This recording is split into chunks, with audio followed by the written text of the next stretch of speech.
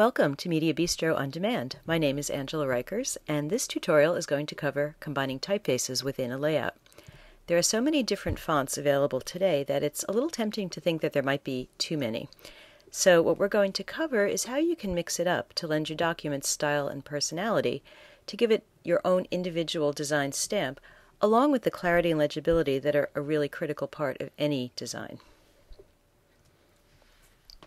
A fairly common approach is to simply keep piling on typefaces until you have 10 or even 15 within a document, in the hopes that that will make things really interesting. But generally, when you take that approach, what you end up with is kind of a mess, and so we're going to steer you around that kind of a pitfall. We're going to cover the criteria for mixing fonts, how to achieve legibility, type texture, aesthetic considerations, creating a mood, and then some very basic do's and don'ts, so that by the end of our tutorial you'll have a really solid set of guidelines that will help you as you set out to create your own personalized type palettes. So now let's move on to our first criteria, which is legibility. I'm going to backtrack just a tiny bit, and before we start discussing legibility, I'd like to talk about the overall goals of what we're trying to achieve. Developing a typographic palette is really equal parts your own intuition and aesthetics, experience and discipline. If you're just starting out, you may not have the experience, but you're a designer and you certainly have the intuition and aesthetics that you need. And if you don't have the discipline, you can certainly learn it. So it's not as complicated as all that. Typography is really an art as much as it is a science, and there are very few hard and fast rules. For every rule, I could show you an example of somebody who broke it brilliantly. So it's always good to keep in mind that once you know what the basics are, then you're free to experiment as much as you want.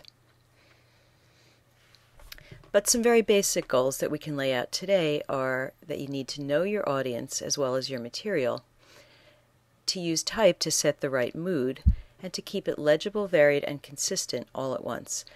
By know your audience and material, what I mean is that you would not use a playful kind of goofy font in a very serious annual report that's meant for automotive parts manufacturers. That would just immediately put you into the wrong landscape, confuse your audience, and sort of turn them off, and possibly even prevent them from reading your document, which is a dreadful outcome for any designer. So keep in mind that type always has an emotive content that hits you before you read the words, and that's pretty much what draws people in. And then, of course, we want to keep it as legible as possible.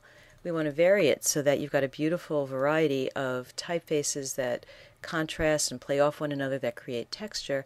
And then you also need a certain consistency in how you're using them. You need a hierarchy of what is your body copy, what is your headlines, what are your sidebars and captions. So these are the things that we're going to look at in the next few segments. And now, really, let's move on to legibility. A very large part of legibility is determining what function a particular piece of type is going to fulfill, and then choosing it based on that. And as an example, here's a layout that has a great number of different type sizes and colors and applications, and yet it's only 3 typefaces. And I use this as an example to show that you don't need to throw in that 10 or 15 typefaces. You can achieve the variety simply by mixing up the weights and how you're using them, and really making sort of intelligent decisions up front about what you need each thing to do. So this particular layout only uses 3 fonts. There's one that's dedicated entirely to the text, and then there is a headline font and a caption or sidebar font, and there are 2 sizes of the sidebar font. And as you can see, there's a certain amount of color applied, but fairly judiciously, and you would not ever be confused as to what part of the page was meant to do what was primary, what was secondary, that sort of thing. So you need something that's bold, you need something that's thin. You really need to be able to say, all right, I want to create a mood, I want to create some variety, and I want to do it in an efficient way, and the most efficient way to do that is with just 2 or 3 typefaces. It provides a very nice, streamlined kind of look to your document, as well as keeping it from being boring. And in the next few segments, what we're going to talk about is, okay, so how do I start? Which typefaces do I pick? And everyone has favorite typefaces, and if you know what those are, you could start with that list and see which of them would fulfill the criteria for your specific project. I mean, you don't want to have to work with something you don't like, and there's about 10 bazillion typefaces in the world, so there's no problem there, is there? So if you want to try this out, just choose 2 typefaces from among your favorites and try and pick one that's suitable for a smaller type, marginalia type, that sort of thing, and one that's a more kind of workhorse face. And then substitute a different face once you've started working up some treatments to see how your legibility is affected. Does it make it better, more clear? Does it make it a little harder to read? And once you've achieved something that you're fairly happy with, then start experimenting with different combinations of sizes and weights within those type families. Do you want to blow up your type a little bit and see if that helps it, or is it still legible the smaller it gets? And it's really just a matter of trial and error. You just have to keep tinkering in a certain way until you've achieved the number of uses that you want and legibility across the board for all of them. The second criteria that we're going to talk about in mixing up fonts is the texture of your page. And all that really means is that you've got some areas that are very dense because they're using a heavier font or a smaller font that's set with less leading to create less air within that column of type. And it's this interplay that really adds a lot of energy. And in this example, there's a very, very thin font paired with a much heavier font, and then along with the white space, which is always a critical part of any page, you've got like a very thin column that's dense and heavy, and then you've got that great big number 9 there that's kind of taking up a lot of room, but it somehow feels very airy. And I think what you can see is that when you mix up different type textures, you get a great visual contrast, and contrast is always something that's going to add a lot of snap to your design no matter what. So when you're looking at typefaces, look at if you have a serif font that's got very thin serifs, perhaps you want to pair that with a sans serif that's very dark and very bold, but that also has a few other weights so that even as it's a bold font, it comes in a thinner version of its boldness, if that makes sense. Because once you start mixing in these different versions of the same faces, what you get is a really nice integrated page that still has such a variety of texture that it's inherently interesting all by itself before you even read a single word. So for your try this, if you want to take those same 2 typefaces that you used for the first example, remove one entirely and change it up for a different font that feels entirely different. Maybe it's sharper, maybe it's much more delicate, maybe it's kind of a scripty thing, maybe it's much bolder. And then start to play around with how you can make it work with that first font that you've left in there. And sometimes it won't. And if that's the case, then try to find a more suitable option. Just keep going until you see how the different textures of type can play well with each other, as well as provide that really great snap and contrast that's going to add a lot of life to your document.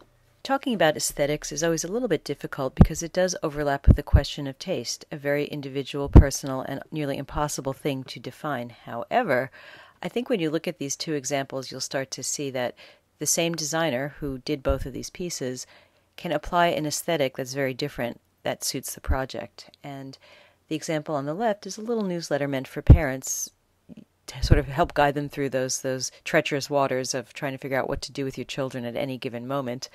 And, you know, the typefaces there's a very basic text font, I think it's Times New Roman, and then there's some lithos thrown in there just to have something that looks like a little bit fun and kind of easygoing. And then if you look at the vampire chart on the right, there is something that is meant to look kind of gothic and vampire-ish, that very swirly Burgess script. But then for the labels and things, it's a very, very basic kind of news gothic font that simply does its job. It doesn't conflict with the overall aesthetic of the piece, which is meant to be a little bit gothic and scary for the subject matter. So here are 2 kind of examples from one end to the other of the spectrum. And just remember that your choice of type is going to very much influence how your content is presented. So your aesthetics actually play a really huge role in setting up what exactly it is that you want your type to look like.